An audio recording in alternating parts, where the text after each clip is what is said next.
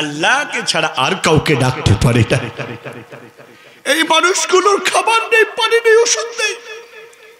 এই মানুষগুলো, এই বাচ্চা বাচ্চা সন্তানগুলো গাছের ঘাস, গাছের পাতা চিবিয়ে চিবিয়ে নিচড়ে নিচড়ে রসগুলো খায়, ঘাস চিবিয়ে খায়, পায়খানা করে না দি, আবারও ওইভাবে প্রাণ স্বস্তির নিঃশ্বাস ফেলে যদি জেগে ওঠে তো ওপর থেকে বোম বিস্ফোরণ হয়ে ধ্বংস হয়ে যায়। কোনো ভারতবর্ষের এই অবস্থা হয় নাই।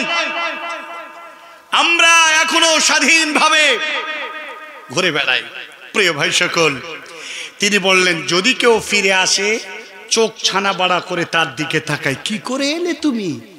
তোমার উপরে বোম পড়ে নাই? তোমাকে গুলি করে নাই? তোমাকে চতুর্দিক থেকে আক্রমণের কোন আগ্রাসনে তুমি নিমজ্জিত হও নাই? আল্লাহ তোমাকে গাজী করে, আল্লাহ তোমাকে গাজী করেছেন। আলহামদুলিল্লাহ, আলহামদুলিল্লাহ। এটা হলো ফিলিস্তিনের অবস্থা। আমরা যখন বিবি বাল বাচ্চা বউ ছেলে মেয়ে যখন ঈদ করলাম, এদের কথা বলছি, যাদের মাথা গোজানোর কোনো ঠায়ের কোনো জায়গা ছিল না, যারা ঈদ কি দূর কি বাত,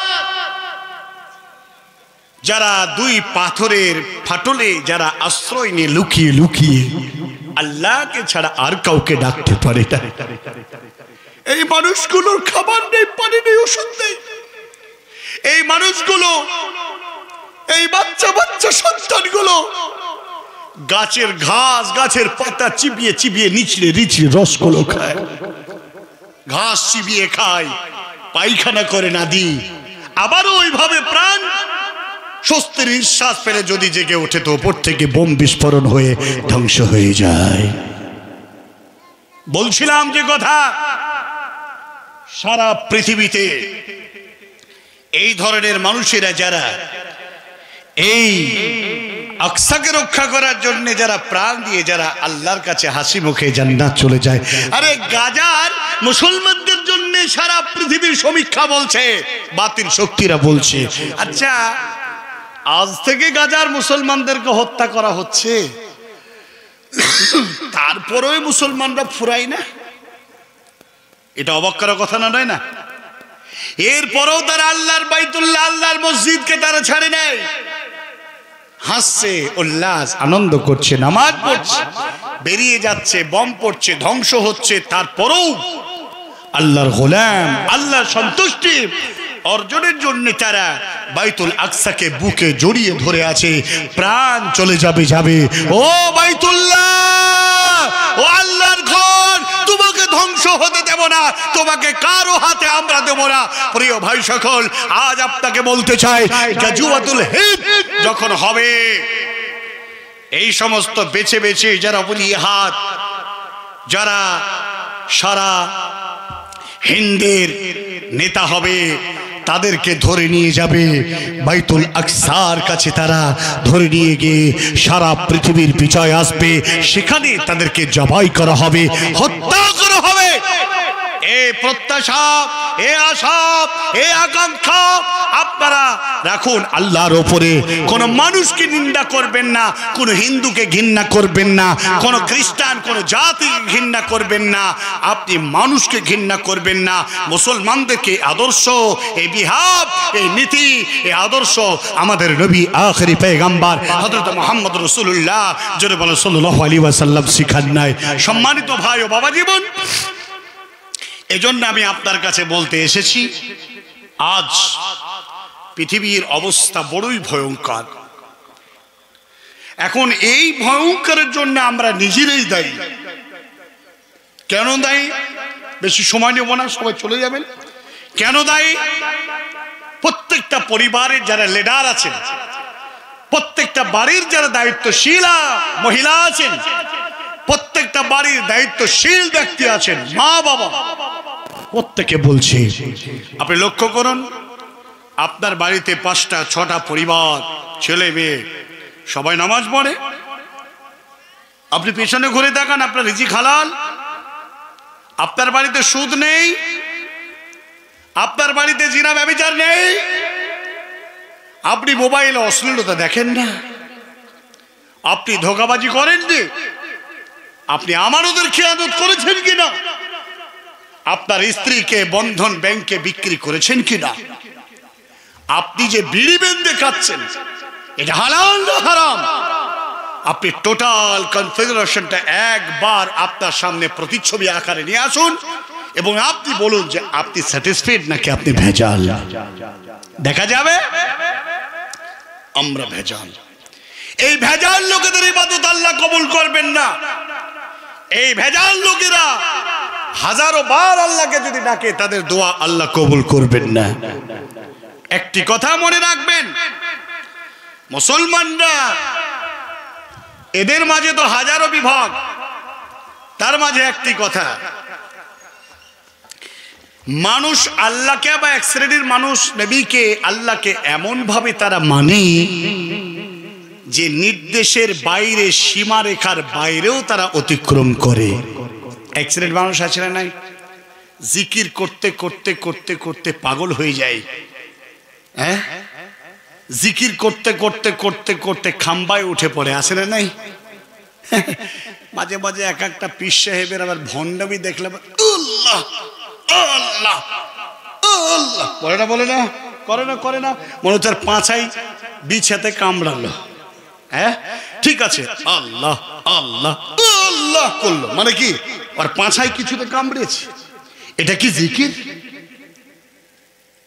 আবার এও আছে, একটা কথা বলি, জিকিরের মধ্যে একটা ভদ্রতা আছে। আল্লাহু আকবার, আল্লাহু আকবার, সুবহানাল্লাহ, আলহামদুলিল্লাহ, ওয়া লা ইলাহা ইল্লাল্লাহ। আবার যদি মাঝে মাঝে আল্লাহ এই কথা যদি বলেন, মানে আল্লাহকে ধমক দিচ্ছেন। হ্যাঁ, আল্লাহকে এমন ধমক দিচ্ছেন। ওরে বাপ! এই কদিন আগে আমি একটা মোবাইলে ভিডিও দেখছিলাম, তহা সিদ্দিকী নাম শুনছেন না? ফুরফুরা বাবা তহা সিদ্দিকী। ই তো হলেন সারা ভারতবর্ষের শাইখুল জায়েজ। এর কাছে সবই জায়েজ, বিড়িও জায়েজ, মদও জায়েজ, ও সবই জায়েজ। ওর বুড়ো আঙুলটা ছেড়ে দিবেন তাও চুষবে, ওর পাছার গোড়ায় সিজদা দিবে, ও সামনে সিজদা দিবে, সবই জায়েজ। ও মানুষও আবার ষষ্ঠটাও সাজে, নাউযুবিল্লাহি মিন যালিক।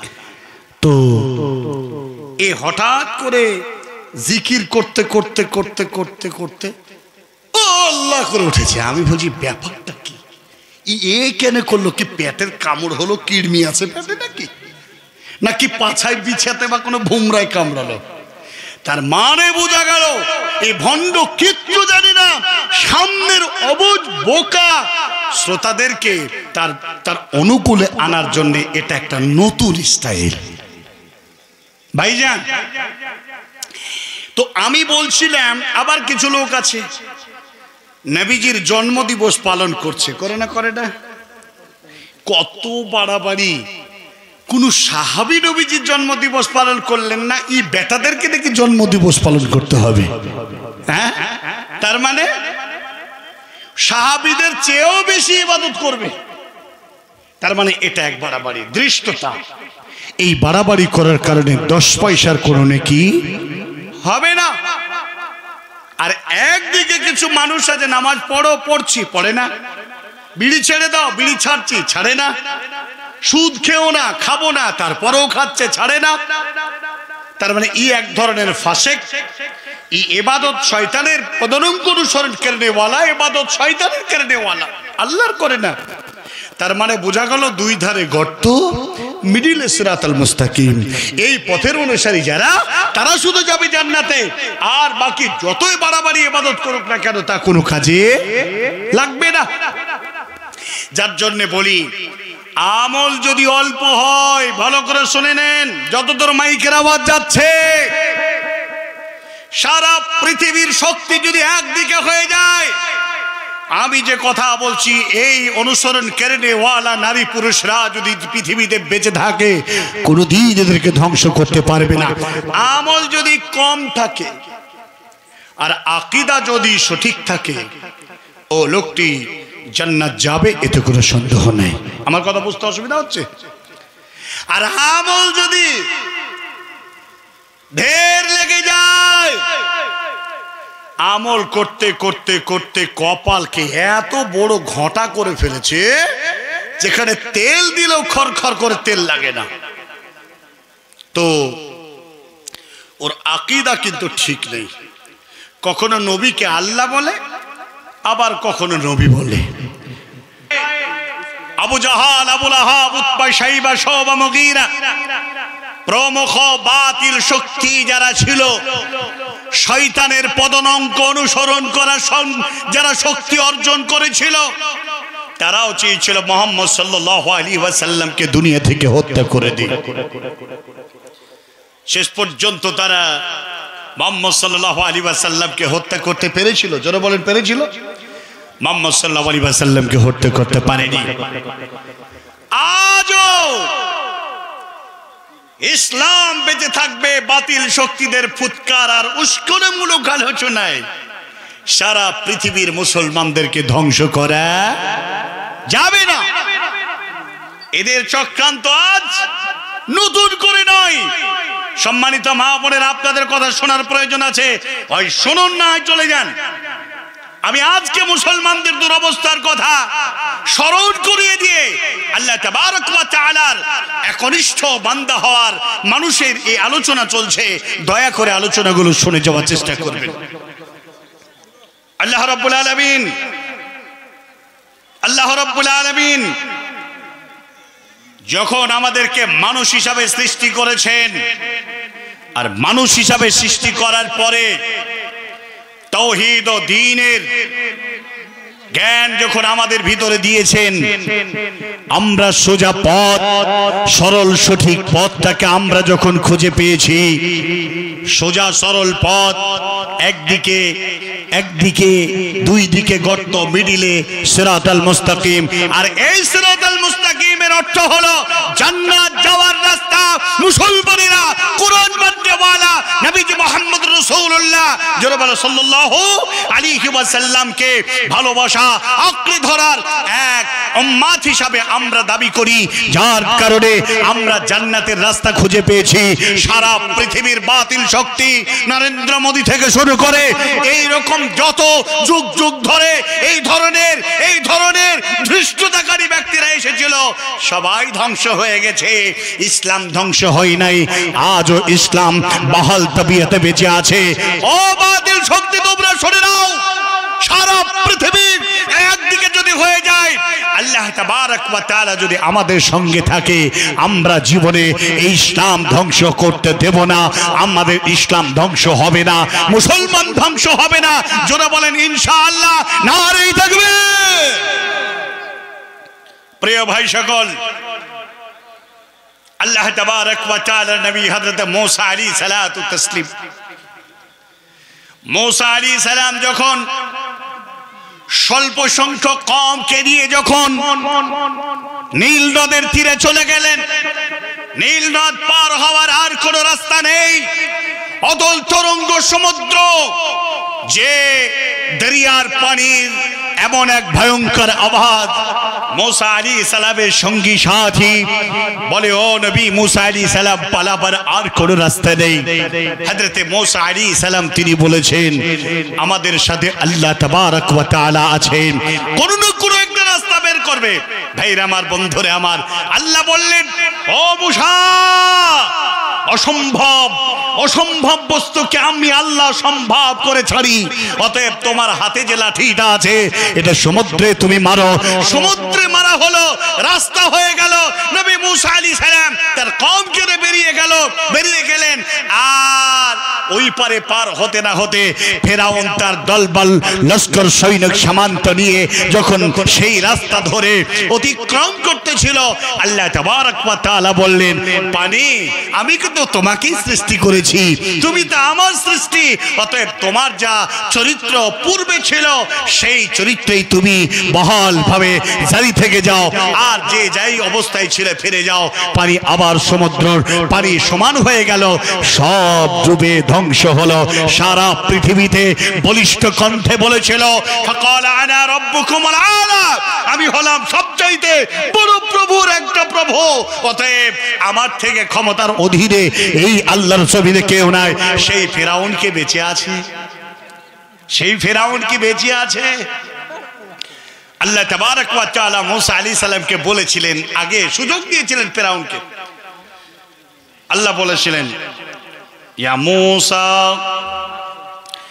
ইযহাব ইলা ফিরাউনা ইন্নাহু তাগা, ইযহাব ইলা ফিরাউন ইন্নাহু তাগা। ও নবী মূসা, সীমা লঙ্ঘনকারী ফেরাউন, এই ফেরাউনের কাছে তুমি যাও, ফেরাউনকে তুমি তাওহীদের দাওয়াত দাও, দাওয়াত দাও। ফেরাউনকে তুমি আমার পরিচয় সম্পর্কে বোঝাও। আল্লাহ তাবারক ওয়া তাআলা হিদায়াতের দাওয়াত দেওয়ার জন্য একজন সেই শ্রেষ্ঠ যুগের শ্রেষ্ঠ নবী হযরতে মূসা আলাইহিস সালামকে আল্লাহ পাঠিয়েছিলেন। হাজার গুলো কৌশল করে মূসা আলাইহিস সালাম ঈমান আনে নাই। তারপরে মূসা আলাইহিস সালামের উপরে বিদ্যা রচনা করে ধ্বংস করার চেষ্টা করেছিল। এরপরে সমুদ্র কুলসুম নদীতে যেন এই ফেরাউন ডুবে নষ্ট হয়ে গেছে, ধ্বংস হয়ে গেছে। সারা পৃথিবীতে মিশরের মিউজিয়ামে তাকে এমন একটা লাশ মোম দিয়ে বাঁধে রাখা হয়েছে, পোকা মাকড় পর্যন্ত তাকে আজও পর্যন্ত ছয় নাই। আমার আল্লাহ সেই মহান আল্লাহ তাবারক ওয়া তাআলা তিনি সারা পৃথিবীর এক দৃষ্টান্তর নমুনা রেখে দিয়েছে। যারা আল্লাহর সঙ্গে এমন বাদরামি করবে, আল্লাহ তাবারক ওয়া তাআলার সঙ্গে এমন ভাবে এমন ধৃষ্টতা করবে, তাদের মতো মানুষকেও আমি আল্লাহ এমন ভাবে রাখতে চাই। সারা পৃথিবীর বাতিল শক্তিদেরকে জানিয়ে দেওয়া উচিত, বা আমরা জানিয়ে দিতে চাই, ও ভারতবর্ষের ক্ষমতার শীর্ষে বসে থাকা নেত্রবর্গ, সে যত বড়ই বাহাদুরি তুমি হও না কেন, ফেরাউনের চেয়ে তোমার বেশি অর্থ হয় নাই, ফেরাউনের চেয়ে বেশি তুমি আল্লাহর সঙ্গে এখনো ধৃষ্টতামূলক কথা বলো নাই। অতএব তুমি কি তার চেয়েও বেশি কিছু বাড়াবাড়ি করো? দেখো না, ফেরাউনকে আল্লাহ সারা পৃথিবীর মানুষদেরকে দেখার এক নমুনা বানিয়ে দিয়েছেন। অতএব তোমাকেও আল্লাহ তাবারক ওয়া তাআলা এইভাবে ধ্বংস করবেন আর ওইভাবে রেখে দেবেন। সারা পৃথিবীর মানুষ দেখবে ফেরাউন এই আল্লাহর সঙ্গে বাদরামি করে পার পায় নাই। তোমার মতো ব্যক্তিও মুসলমানদের দ্বীন ইসলাম খেলিয়ে এত বাড়াবাড়ি করে তুমিও পার পাবে না। জোরে বলেন ইনশাআল্লাহ। এই জন্য আমি আপনার কাছে বলতে চাই, সারা পৃথিবীতে কোরআনুল কারীম মুসলমানদের এমন এক এডুকেশন, এমন এক গাইড সাবজেক্ট, সারা পৃথিবীর শুধু মুসলমানদের জন্য কোরআন নাই। কোরআনুল কারীম কি শুধু মুসলমানদের জন্য? জোরে বলেন, কোরআনুল কারীম মুসলমানদের জন্য নয়। কোরআনুল কারীম হলো সমগ্র নাসের জন্য, সমগ্র মানুষের জন্য। আল্লাহ তাবারক ওয়া তাআলা এই কথা কোরআনুল কারীমের মধ্যে বলছেন। কি বলেছেন? বিসমিল্লাহির রহমানির রহিম।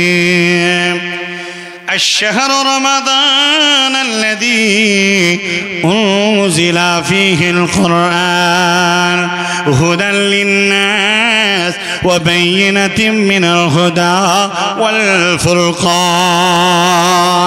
الله تبارك وتعالى قرآن الكريم আল্লাহ তাবারক ওয়া তাআলা মাহে রমজানুল মুবারক মাসে বরকতপূর্ণ রাত্রে আমি নাজিল করেছি এই কোরআনুল কারীম। শুধু নাজিল করেছি, কি কারণে নাজিল করেছি সেটাও আমি তোমাদের বলে দিয়েছি। আল্লাহ রাব্বুল আলামিন বললেন হুদাল লিন-নাস, এটা মানুষের পথপ্রদর্শক এমন একটি কিতাব, মানুষ এ থেকে আল্লাহ তাবারক ওয়া তাআলাকে চিনবে, দুনিয়া চিনবে, আখিরাত চিনবে, জাহান্নাম চিনবে, জান্নাত চিনবে, হালাল চিনবে, হারাম চিনবে। চিনবে, বৈধ চিনবে, অবৈধ চিনবে, জায়েজ সম্পর্কে জানবে, নাজায়েজ সম্পর্কে জানবে। আল্লাহ তাবারক ওয়া তাআলা কোরআনুল কারীম, এটা আল্লাহ বললেন এটা এমন একটি ধর্মগ্রন্থ, হক আর বাতিলের পার্থক্য গ্রন্থ, যার নাম হলো কোরআনুল কারীম। সমগ্র মানুষের জন্য কিতাব পাঠিয়েছি। ও মুসলমান, ও আজকের জি আমারে অত্র এলাকার জননী মা বোন ভাই বন্ধুরা আমার, আজ আপনার কাছে বলতে চাই, এই কোরআন যদি কোনো বাতিল শক্তি, কোনো লোকের যদি এই কোরআন যদি আপনার বুক থেকে একবার কেড়ে নিয়ে যদি পুড়িয়ে দেয়, পায়ে মানিয়ে দেয়, দুনিয়ার বুক থেকে যদি মিটিয়ে দেওয়ার চেষ্টা করে, আমার তো মনে হয় না আল্লাহর ভালোবাসা, আল্লাহ তাবারক ওয়া তাআলার মহব্বত করনে ওয়ালা বান্দা বান্দিরা মহান আল্লাহ রাব্বুল আলামিনের এই কোরআনকে ধ্বংস করা থেকে চুপ করে বসে থাকবে, বরঞ্চ জীবন দিবে, রক্ত দিবে, শহীদ হয়ে যাবে, তারপরও আল্লাহর দেওয়া গ্রন্থকে তারা নষ্ট হতে দেবে না। জোরে বলেন ইনশাআল্লাহ, আমরা কোনোদিন ধ্বংস হতে দেব না। এই জন্য আমি আপনার কাছে বলতে চাই, কোরআনুল কারীমকে মুসলমানদের হৃদয় থেকে কেড়ে নেওয়ার জন্য অক্লান্ত চক্রান্ত তারা করেছে, আজও তারা চলছে। আজ ভারতবর্ষের মাটিতে একটি সংগঠন, তারা 100 বছর ধরে লড়াই করে আসছে।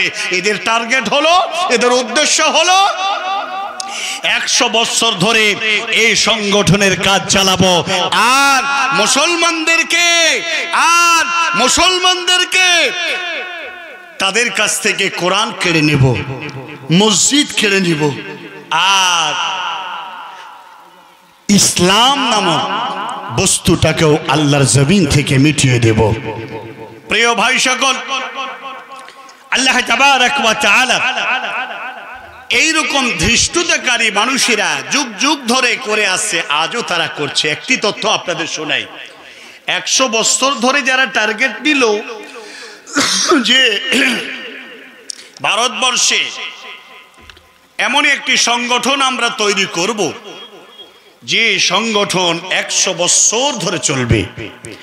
100 বছর যে জায়গায় নিষ্পত্তির সময় এসে যাবে, সেই দিন আমরা গোটা ভারতটাকে আমাদের ধর্মান্তর করণে, আমাদের নিয়ন্ত্রণে নেব। মুসলমানদের কিছু করণীয় থাকবে না। মুসলমানরা এদেশে আমাদের ধর্মের গ্রন্থে যা বলবে তা তাদেরকে বলতে হবে। আমরা যা বলতে বলবো তারা তা বলবে। সে যুগে জাহালাতের জামানায় যেমন দাসীরা ছিল, দাসরা ছিল, আমরা সেই রকম ভাবে মুসলমানদেরকে ব্যবহার করব। আর বেশি বাড়াবাড়ি করলে পুড়িয়ে মারব, মব লিঞ্চিংয়ের দ্বারায় তাদের পিটিয়ে হত্যা করব, অন্যথায় তাদের জেলে ভরব, আর তা না হলে তাদেরকে হত্যা করে ছাড়ব। 2026 সাল পূর্ণ হলে তাদের 100 বছর পূর্ণ হবে। এই খবর আপনারা জানেন তো নাকি? 100 বছর পূর্ণ হবে। এই টার্গেটে তারা মসনদ দখল করলো, এই টার্গেটে তারা বাবরিকে ধ্বংস করলো, এই টার্গেটে তারা 370 কাশ্মীরে চালু করলো, এই টার্গেটে তারা তালাক বিলকে বা 3 তালাককে তারা পাস করলো, কোরআনের বিরোধিতামূলক আইন তারা পাস করলো, মুসলমানদের মেরুদণ্ডকে তারা ভেঙে দিল। শুধু তাই নয়, আজকে ওয়াকফ বিল তাদের অনুকূলে চলে গেল। কথা জানেন তো নাকি? মুসলমানদের ওয়াকফ সম্পত্তি কত? মুসলমানদের ওয়াকফ মাল আজও যদি মদিনাতুল মুনাওয়ারায় আপনি যান, তো মদিনাতুল মুনাওয়ারাতে একটি কুয়া আছে, যে কুয়াটা ছিল হযরতে উসমান গনি রাদিয়াল্লাহু তাআলা আনহুর ওই কাফিরদের কাছ থেকে খরিদ করে নিয়ে মুসলমানদের মধ্যে বললেন, ও মুসলমানেরা, এই কুয়াতে তোমাদের পানি পান করতে দেয়নি, আর উসমানের মাল বাড়িতে ভরা থাকবে, আর মুসলমানরা এই কুয়ার পানি পাবে না, তা হতে জোরে বলে পারে না। ফলে কুয়া কিনে দিলাম, তোমাদের মাঝে আমি এটা দান করে দিলাম, ওয়াকফ করে দিলাম, ওয়াকফ লিল্লাহ, তোমরা পানি পান করো। আমি আব্দুল কবির ইসলাহি মদিনাতুল মুনাওয়ারায় আমার প্রিয় ভাই এক মাদানির মাধ্যম দিয়ে যখন এই কুয়াটা দেখলাম তখন তো আমি শিহরে উঠলাম। আল্লাহ, আজও সেই কোরআন আছে, আজও সেই কুয়া আছে, নাই সেই হযরতে উসমান, আজও সেই কোরআন আছে, নাই সেই হযরতে ওমর, আজও সেই বাইরাহা নামক বাগান আছে, নাই হযরতে আবু তালহা, আজও সেই নববী মসজিদ আছে, নাই আখেরি পয়গম্বর হযরতে মুহাম্মদ রাসূলুল্লাহ। জোরে বলেন সাল্লাল্লাহু আলাইহি ওয়াসাল্লাম। প্রিয় ভাই সকল, সেই কুয়া আজও বহাল তাবিয়াতে পানির ধারা জারি আছে, নাই হযরতে উসমান গনি। প্রিয় ভাই সকল, হযরতে উসমান গনি রাদিয়াল্লাহু তাআলা আনহু চলে যাওয়ার পরে আজও সেই কুয়াটা যদি কেউ উমরা করতে যান দেখতে পাবেন সে কুয়াটা আজও আছে। বলছিলাম সে কথা, এটাকে বলা হয় ফুলিল্লাহ। আজকের মাদ্রাসার রুম যদি কেউ একটা বানিয়ে দিয়ে বলেন এটা ওয়াকফুলিল্লাহ, 1 বিঘা সম্পত্তি আছে জিয়ামারি মাদ্রাসায় যদি কেউ ডোনেট করেন তাহলে ওয়াকফুলিল্লাহ, এটা আল্লাহর রাস্তায় ওয়াকফ করে দিয়েছি। আর এই ওয়াকফ সম্পত্তি যদি পাশের গ্রামের এক ইহুদি যদি আপনার কাছ থেকে কেড়ে নেয়, আপনি কি তা মেনে নেবেন? ভাইরা আমার, এই ওয়াকফে সম্পত্তিগুলো তাদের অনুকূলে 4200 মসজিদ, দরগা, খানকা, মাজার, কবরস্থান যেই দিন তাদের অনুকূলে ডিক্লারেশন এসে যাবে ভেঙে খান খান করে দিবে।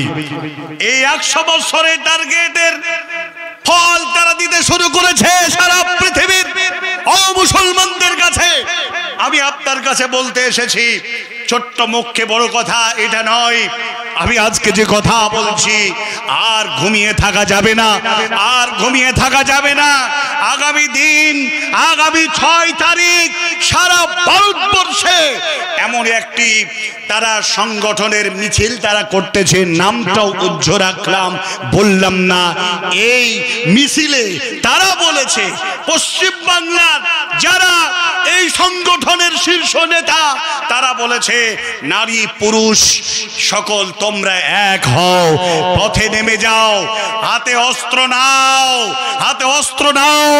আমাদের ধর্মের যে ত্রিশূল, ধর্মীয় ত্রিশূল হাতে নাও, হেসুয়া নাও, লাঠি সোটা নাও, পথে তোমরা নেমে যাও। সামনে কেউ আসলে তা তোমরা সাফ করে দাও।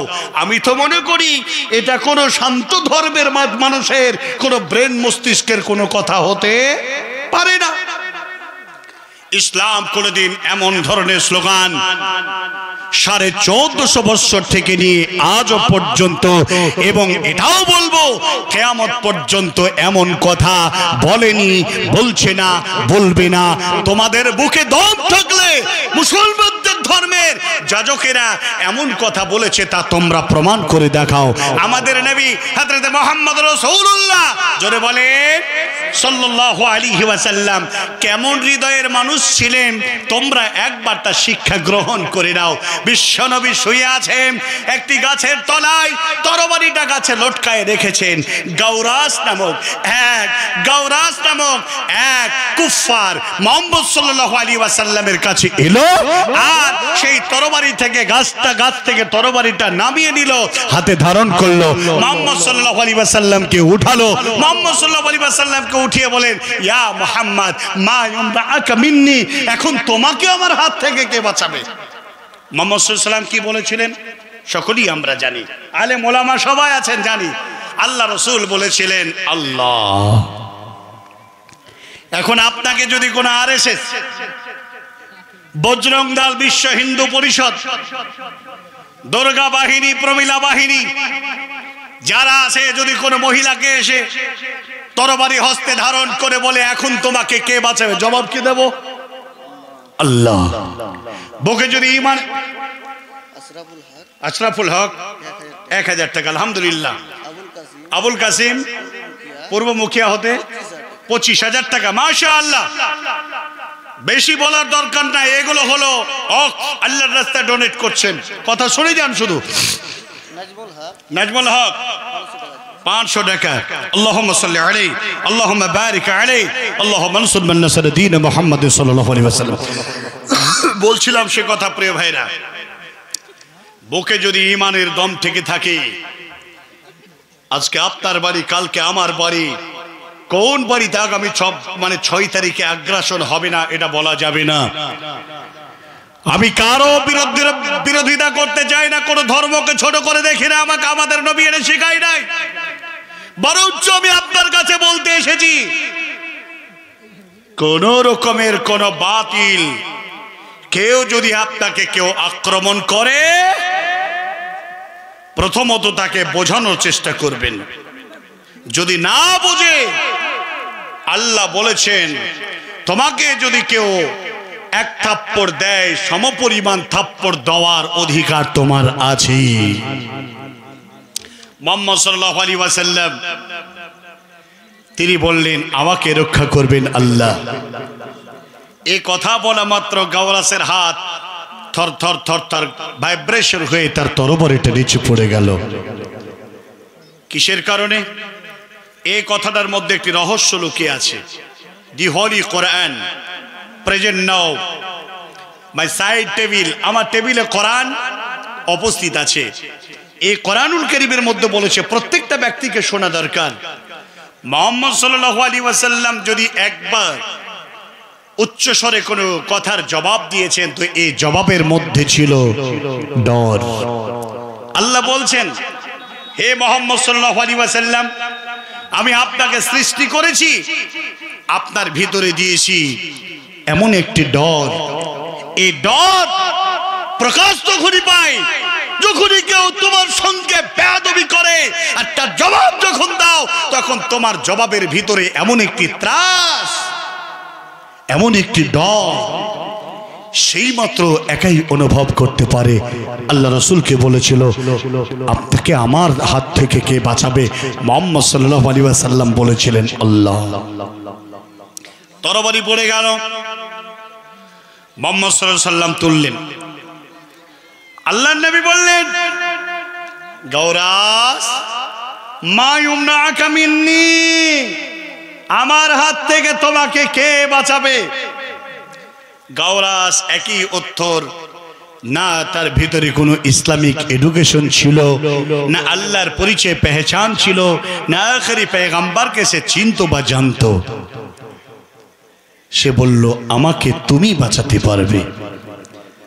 বিশ্বনবী জনাবে রাসূলুল্লাহ জোরে বলেন সাল্লাল্লাহু আলাইহি ওয়াসাল্লাম, তিনি বললেন ও গাওরাস, আমার নাম মুহাম্মদুর রাসূলুল্লাহ সাল্লাল্লাহু আলাইহি ওয়াসাল্লাম।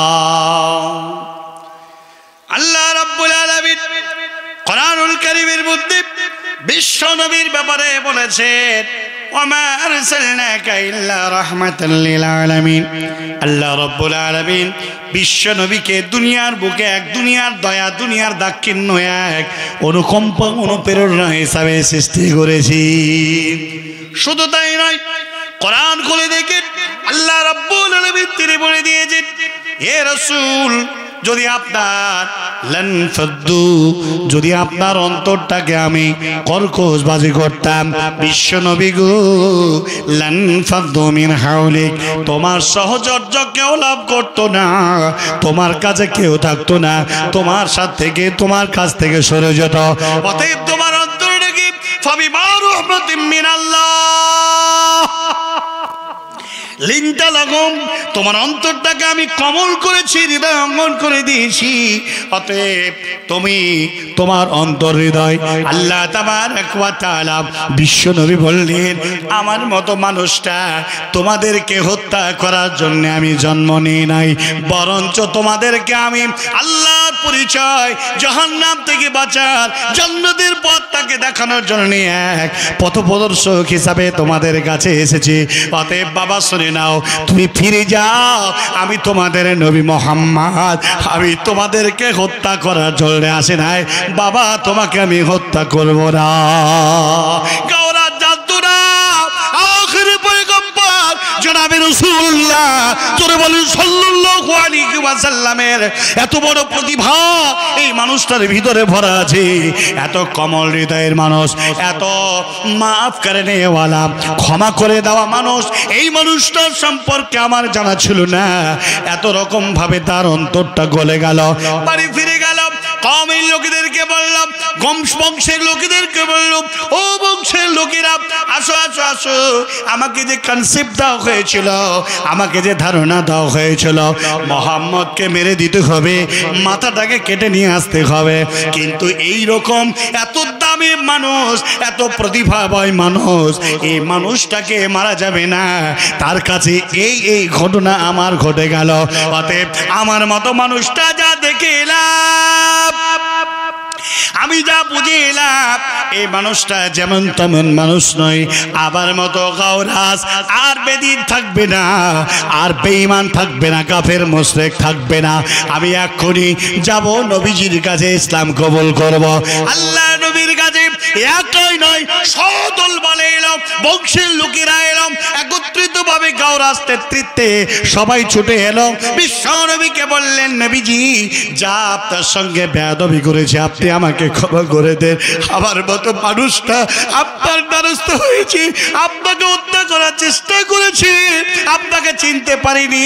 রাসূল গো, দয়া করে আপনি ক্ষমা করে দিয়ে মহাব্বতের কালিমা খানা পড়ে দিয়ে আমার ইসলাম কবুল করায় দিন। লিল্লাহে তাকবীর। প্রিয় ভাইরা, এ হলো আমাদের নীতি, এ হলো আমাদের আখেরি পয়গম্বর হযরত মুহাম্মদ রাসূলুল্লাহ বলুন সাল্লাল্লাহু আলাইহি ওয়াসাল্লামের নীতির কথা। আমি এখন আপনার কাছে বলতে চাই, যে কথা বলার জন্য এই কোরআনুল কারীমের আয়াত আমি তেলাওয়াত করেছি। আজ আমরা যারাই আমাদেরকে ধ্বংস করার জন্য আসুক না কেন, আমরা কখনোই ধ্বংস হব না যদি আল্লাহ ধ্বংস না করেন। অতএব প্রিয় ভাই সকল, সম্মানিতা মা ও বোনেরা, এই আজকে আগামী দিন 6 তারিখে এই রাম নবমীকে নিয়ে এ দেশে, এ রাজ্যে, এ সোসাইটিতে, এ গ্রামে এক উশৃঙ্খলের মতো তারা এমন এক বেহাব করবে, আমাদেরকে এই বেহাবের প্রতি রেগে গিয়ে তাদের সঙ্গে বাদ অনুবাদে জড়াবেন না, অনুরোধ করে গেলাম। রাম নবমীর উশৃঙ্খলে কোনো মুসলমান যদি মারও খায়, দয়া করে তার পাল্টা জবাব দিয়ে দাঙ্গা শুরু করবেন না। 2026 সাল আসা মাত্র তারা এই দেশটাকে তাদের অনুকূলে বানাতে চায়, এই জন্য তারা একটা ফাঁদ, এই জন্য তারা একটা সুযোগ তারা দিচ্ছে। এই সুযোগে আপনি কাজে লাগাবেন না। আমরা তাদের জন্য হিদায়াতের কামনা করব। এরাও মানুষ, আমরাও মানুষ। আমরা যখন আত্মার জগতে আল্লাহর কাছে যখন একত্রিত ছিলাম, সেই দিন আমরাও বলেছিলাম, তারাও বলেছিলেন। আল্লাহর জবাব কি বলেছিলেন? আল্লাহ আলাস্তু বিরাব্বিকুম, আমি কি তোমাদের প্রভু নই? তারা এবং আমরা সকল আত্মা একটা বাক্যে বলেছিলাম যে আপনি আমাদের রব। পৃথিবীতে আসলাম, তারা এক শ্রেণীর মানুষ হলো, আমরা এক শ্রেণীর মানুষ হলাম। প্রিয় ভাইরা, এটা দুনিয়ার ভাগ্যের পরিহাস। দুনিয়া ছেড়ে যেতে হবে। দুনিয়া ছেড়ে চলে যাওয়ার পরে আখিরাতের মাঠে বারজাখি জিন্দেগি আগে হবে। এই বারজাখি জিন্দেগিতে তাকে প্রশ্ন করা হবে, মান রব্বুকা ওয়া মান দীনুকা ওয়া মান নবিয়ুকা আল্লাযী হাদা রাদুলু বুইশাফিকুম। নবীজির ছবি পর্যন্ত দেখানো হবে, মুসলমানকে দেখানো হবে, তাদেরকেও দেখানো হবে। তাকে পুড়িয়ে ছারখার করে দেওয়ার আগে যখন সে মারা যায়, তখন তাকে ওই মুহূর্তে আল্লাহর ফেরেশতা জিজ্ঞাসা করে, সে জবাব কি দেবে? সে যদি না জানে, হা লা আদরি, মুসলমানরা জবাব দিবে, রব্বি আল্লাহ দীনুল ইসলাম, আমাদের নবী হযরত মুহাম্মদ রাসূলুল্লাহ সাল্লাল্লাহু আলাইহি ওয়াসাল্লাম। প্রিয় ভাই সকল, এখন তারা একই আত্মার মানুষ, বিভাগ। আমরা তাদের জন্য হিদায়াতের দোয়া। এরা কত বড় নেককারজনক ঘটনা ঘটায়। একটি ঘটনা শুনে নেন। রাজস্থানের মাটিতে, আচ্ছা বলুন, আবু জেহেল কি কোরআনের আওয়াজ বন্ধ করার চেষ্টা করেছিল না করে নাই? আল্লাহ কি কোরআনের আয়াত বলেন নাই? وقال الذين كفروا لا تسمعوا لهذا হাযাল কুরআন ওয়ালগাউ ফীহি লাআল্লাকুম তাগলিবুন। কি বলেছিল তারা জানেন না? নবীজি যখন কোরআন তেলাওয়াত করবে তখন তোমরা হই হট্টগোল লাগিয়ে দাও, তোমরা হাল্লা শুরু করে দাও। আর কি বলেছিল? নবীজির কোরআন যদি কারো একবার কর্ণে কর্ণপাত হয়ে যায় তাহলে এই কর্ণের কথাটা দিল পর্যন্ত আসার গাড়বে, সেই লোকটি ইসলাম কবুল করবে। অতএব নবীজির কোরআন যখন তেলাওয়াত হবে তোমরা কেউ কোরআন তেলাওয়াত শ্রবণ করবে না। আজ সেই উত্তরসূরি ভারতবর্ষের মাটিতে, রাজস্থানের মাটিতে, ভারতবর্ষের বুকে, রাজস্থানের জমিনে এক কারি সাহেব যার নাম হলো মৌলানা হাফেজ কারি সাইদ খুরশিদ রাহিমাহুল্লাহ, কোরআন তেলাওয়াত করতেছিলেন। হঠাৎ করে দরওয়াজায় আঘাত। কে বলে? আমরা। দরজা খুলুন। দরজা খোলা হলো। বেশ কিছু মুসলিমে শ্রোতা কোরআন তেলাওয়াত। বলুন না, কোরআনের আওয়াজ যদি সুন্দর কণ্ঠ হয় শুনতে ভালো লাগে না? লাগে না? এই যে তারাবির সালাত আদায় করলেন, ভালো কারি সাহেবের পিছনে তেলাওয়াত যদি হয় তো মনে হয় 8 টাকাতে জায়গায় 50 টাকা হলেও মনে হয় পড়ে যাব, ক্লান্তি আসবে না। আমি আব্দুল কবির, আমি আপনাকে একটি কথা বলছি।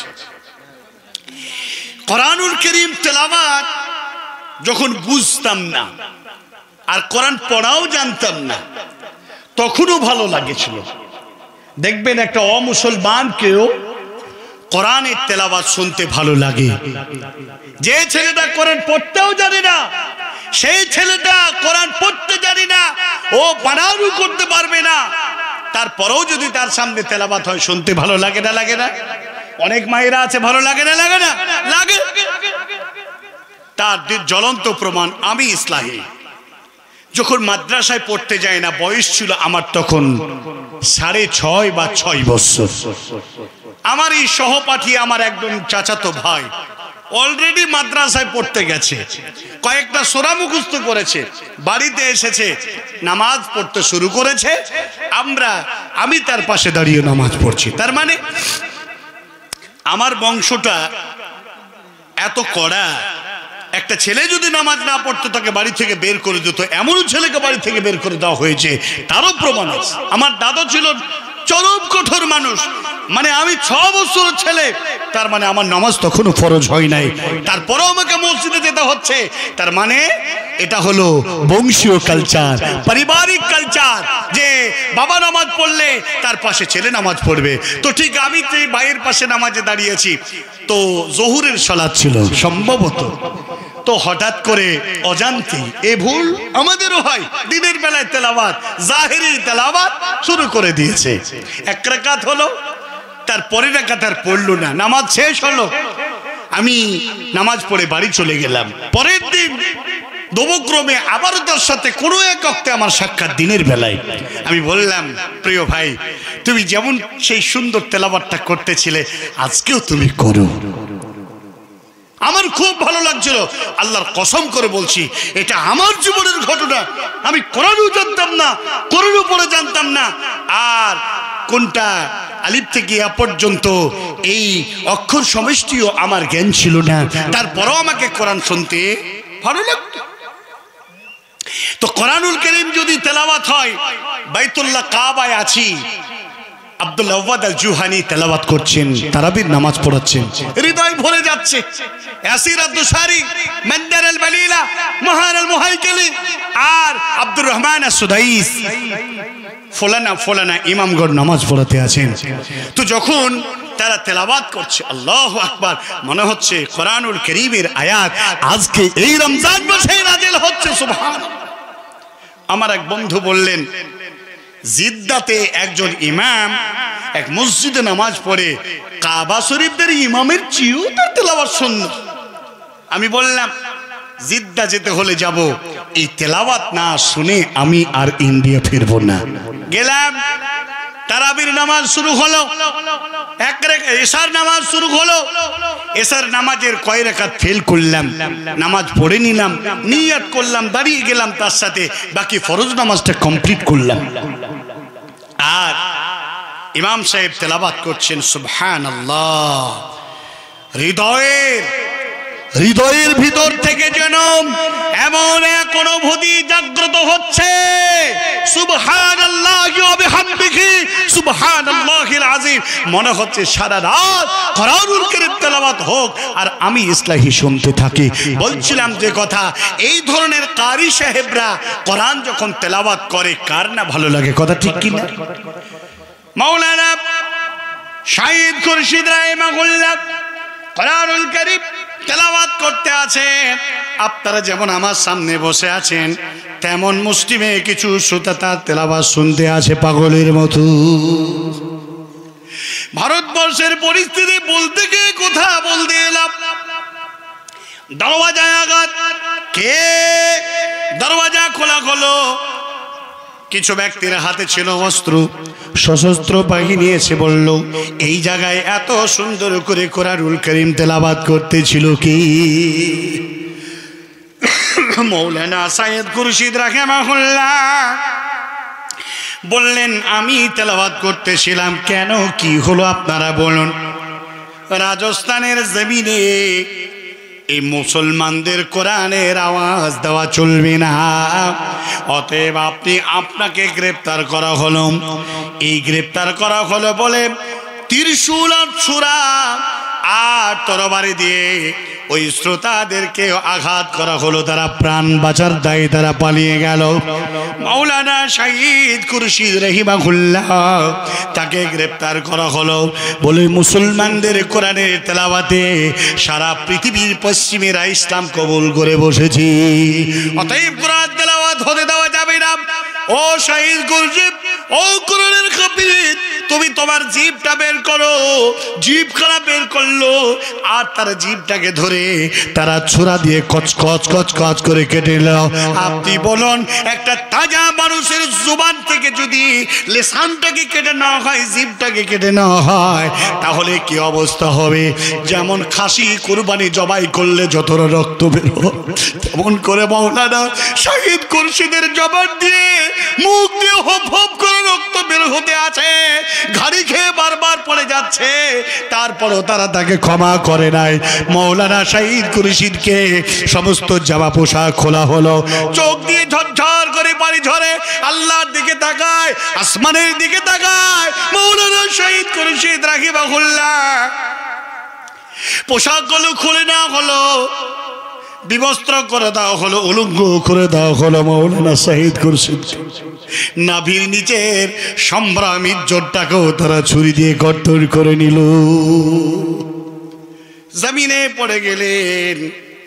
কাটা কবুতর, কাটা খাসি জবাই করলে যেমন তড়পায়, মাওলানা শাহিদ খুরশিদ রাহিমাহুল্লাহ তেমন করে তড়পাতে আছি। আল্লাহ তাবারক ওয়া তাআলা ডাকে ডাক দিয়ে, ডাকে সাড়া দিয়ে বিদায় দিতে আছেন। প্রাণ তখনও যায় নাই। আর এদিকে বেদিন বেয়াদবেরা, আল্লাহর দুশ্মনেরা, তারা কাঠের আগুন দিয়ে তারা দাহা দাহা করে আগুন জ্বলন্ত করে দিয়েছে। মাওলানা শাহিদকে হযরত ইব্রাহিম আলাইহিস সালামকে যেমন চ্যাংতলা করে তুলে ওই বাটা চুল্লিতে ফেলে দিল, তেমন করে এই কাঠের আগারে তাকে পুড়িয়ে ভস্ম করলো। তাজা প্রাণ বেঁচে থাকা মানুষটাকেও চোখের সামনে আগুনে বশীভূত করে তাকে শহীদ করে দিল। যারা বলেন ইন্না লিল্লাহি ওয়া ইন্না ইলাইহি রাজিউন। আমরা ভারতের মুসলমান আজকে ফিলিস্তিনের মুসলমানদেরকে একই কারণে তাদেরকে হত্যা করছে। একজন ফিলিস্তিনের সঙ্গে বাইতুল্লাহর মাতাফি দেখা হলো। আমি জিজ্ঞাসা করলাম, সালাম আলাইকুম, কেফ হালেক আনতা কুইস? উনি আমাকে জবাব দিলেন, আলহামদুলিল্লাহ আলা কুল্লি হাল।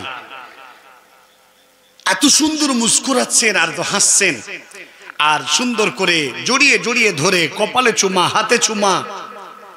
আমাকে বলছেন, ফেনজি, কোথা থেকে আপনি এসেছেন? আমি বললাম, জি তো মিনাল হিন্দ, আমি ইন্ডিয়া থেকে এসেছি। আমি জিজ্ঞাসা করলাম, ফাইনাল যে তো ইয়ে শেখ, আপনি কোথা থেকে এসেছেন? তিনি বললেন, জি তো মিনাল ফিলিস্তিন, আমি ফিলিস্তিন থেকে আসলাম। আমি বললাম, কেফ হালে কুল্লু ফিলিস্তিন, ফিলিস্তিনের হালাতটা কি? অত কথা আরবিতে বলা সম্ভব হচ্ছে না আপনাকে। তিনি যতক্ষণ আমার সঙ্গে কথা বললেন, আমি অত আরবি ভালো বলতে পারি না, তবে তার কাছ থেকে যা বুঝলাম, তিনি বললেন, আমরা আল্লাহর সন্তুষ্টির জন্য দুনিয়ায় এসেছি, আর আল্লাহর সন্তুষ্টি নিয়ে দুনিয়া থেকে শহীদ হয়ে আল্লাহর জন্য যাবো। জোরে বলো সুবহানাল্লাহ। আপনি কি জানেন ফিলিস্তিনের অবস্থা কি? আমাকে বলছেন। আমি বললাম, মাফি মালুম। তিনি বলছেন, আমাদের ফিলিস্তিনের কোনো মায়ের কোল থেকে বা কোনো গৃহ থেকে বউ বিটি, মা বা বাচ্চা, পরিবার থেকে যদি কোনো মানুষ একবার বেরিয়ে যায়, সেই লোকটি আর ফিরে আসে না। জোরে বলবেন না সুবহানাল্লাহ। স্রষ্টাতে ছিলেন, সৃষ্টিতে এলেন, নামে মুহাম্মদ সাল্লি আলা সাইয়্যিদিনা সাইয়্যিদিনা মুহাম্মদ নূরে নূরে নূরে আলা।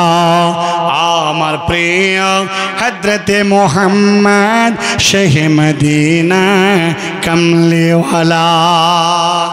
এই আকীদা পোষণকারীওয়ালা ব্যক্তিত্ব সম্পূর্ণওয়ালা লোকেরা এই আমল হাজার করে করে করে করে করে যদি লাট লাগিয়ে দেয়, আর আকীদা যদি নবীকে আল্লাহ, আল্লাহকে নবী, এই আকীদা পোষণ যদি থাকে, তাহলে তার এই আমলের 10 পয়সা কোনো কাজ হবে না। যার ফলে আমি আপনার কাছে বলে যাই, কিনা জাহাঙ্গীর আলম 500 টাকা।